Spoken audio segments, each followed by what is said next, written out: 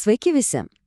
Ar kada nors teko susimastyti, kodėl, atrodo, taip dažnai tas pasiektas malonumas ilgainiui virsta, skausmu? Kodėl svajonės išsipildymas kartais atneša ne tik džiaugsmą, bet ir visą krūvą naujų problemų? Šiandien mes kaip tik ir panagrinėsime šį paradoksą. Išsiaiškinsime, kasgi slypi už to nesibaigiančio malonumo ir skausmo rato. Ir šis klausimas tikrai nėra retorinis. Turbūt daugelis yra girdėję istoriją apie loterijos laimėtojus, kurie praėjus keleriems metams tampa nelaimingesni nei buvo anksčiau. Arba apie žmonės, kurie pasiekia karjeros viršūnę, staiga jaučiasi visiškai išsekę ir praradę prasmę. Tai tikri realūs pavyzdžiai. Taigi, pabandykime išsiaiškinti, kokia psichologinė dinamika lemia tokius pokyčius. Rytų filosofijoje šis nuolatinis ciklas turi pavadinimą samsara. Bet šiandien mes kalbėsime ne apie sielų persikelimą ar kažką panašaus. Ne. Kalbėsime apie psichologinį reiškinį, kurį kiekvienas iš mūsų patiriame savo gyvenime. Apie tą nesibaigiantį švytavimą tarp džiaugsmo ir kančios. Taigi, labai svarbu pabrėžti, šiame kontekste samsara yra ne kažkas, kas laukia po mirties, o kasdienė realybė, čia ir dabar. Mūsų tikslas suprasti šio rato mechanizmą. Galbūt tada išmoksime jį valdyti ir atrasti bent šiek tiek daugiau vidinės ramybės. Gerai, išnurpliuokime šį ciklą po gabalėlį. Pradėkime nuo skausmo. Nors mes instinktyviai jo vengiame, pasirodo, skausmas turi stebėtinai galingą ir labai specifinį poveikį mūsų protui. Pagalvokime, skausmas veikia tarsi proto fokusavimo įrankis. Kai patiriame stiprų skausmą, pavyzdžiui, danties skausmą, visos kitos problemos tiesiog nublanksta, ar ne? Vienintelis noras, vienintelė mintis, kad tas skausmas liautųsi. O kai jis pagaliau dingsta, jaučiame ne tik palengvėjimą, bet tikrą gryną malonumą.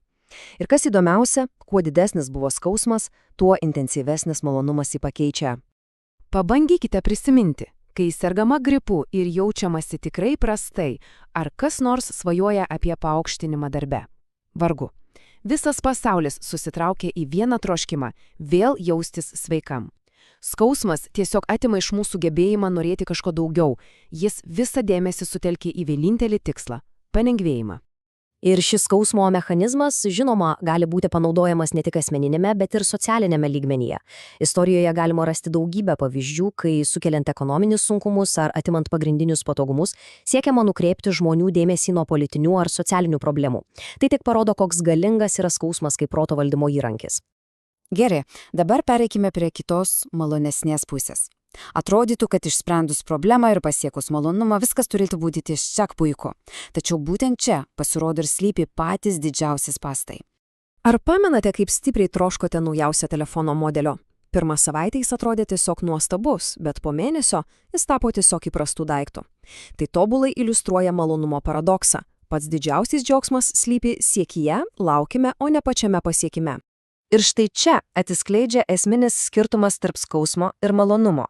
Skausmas protą sutelkia, o malonumas jį išskaido. Įsivaizduokite, pagaliau išsprendžiamos visos finansinės problemos. Atrodo, kad dabar jau galima atsipūsti, bet ne. Staiga atsiranda erdvės 10 naujų norų.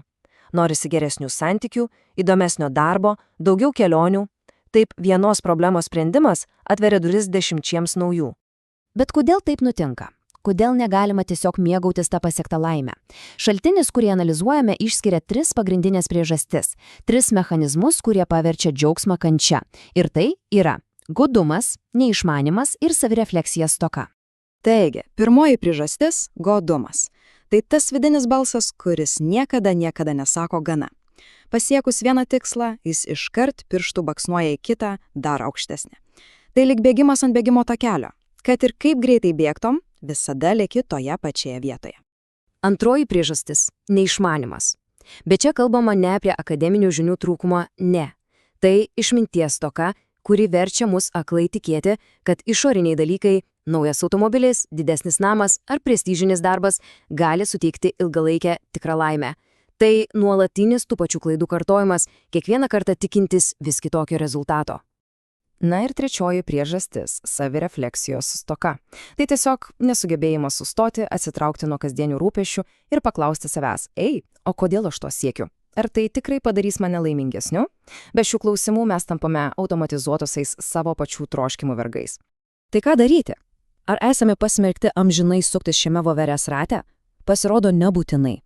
Sprendimas yra nepabėgti nuo ciklo, nes tai neįmanoma, o išmokti jame gyventi visiškai kitaip.